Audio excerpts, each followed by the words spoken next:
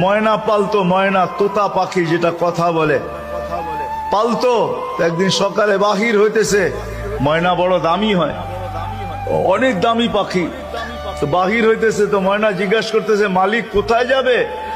শিকার খেলতে যাব, শিকার জঙ্গলে। আমার ভাইদের সাথে দেখা হইলে আমার একটা সালাম দিও।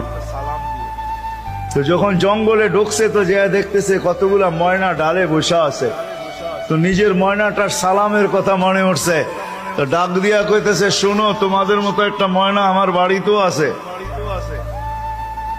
সে তোমাদেরকে সালাম দিছে। এই কথা বলতে দেরি এই ময়নাগুলা ডালের থেকে পড়া মরতে দেরি হয় না। তার মন খারাপ হয়ে গেছে যে ওর সালামে এমন কি বিষ মিশানো ছিল যে এত দামি দামি 12-13টা ময়না মরে গেল। তো শিকার না খেলেই বাড়িতে চলে আসছে। তো ময়না জিজ্ঞাসা করছে মালিক এত তাড়াতাড়ি ফিরলে, হাতে তো কোনো শিকার দেখি না। তুই কথাই বলিস না। বলে কেন? তোর সালামে এমন কি বিষ ছিল যে তোর সাথীদেরকে সালাম দিতে দেরি, একটু মরতে দেরি হয় নাই। এই কথা বলতে দেরি, নিজেরটাও মরতে দেরি হয় না, ওইটার সাথে সাথে মরে গেছে।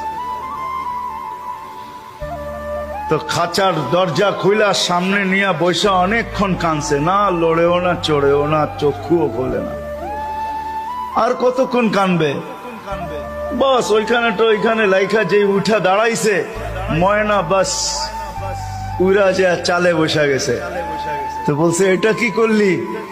আমার বন্ধুরা আমাকে খবর দিছে, দেখ আমাদের মতো যদি বাগানে বাগানে ঘুরতে চাস তো মরার আগে একবার মরার ভান করে দেখ, তুইও আমাদের সাথে উঠতে পারবি, জঙ্গলে জঙ্গলে ঘুরতে পারবি। ওইটা মরা ছিল না, ও আমাকে চিঠি দিছে, চিঠি বার্তা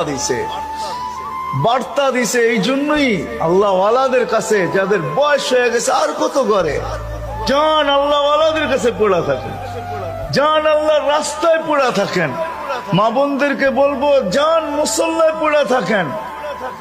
ভাবেন মরার আগে মরে গেলাম।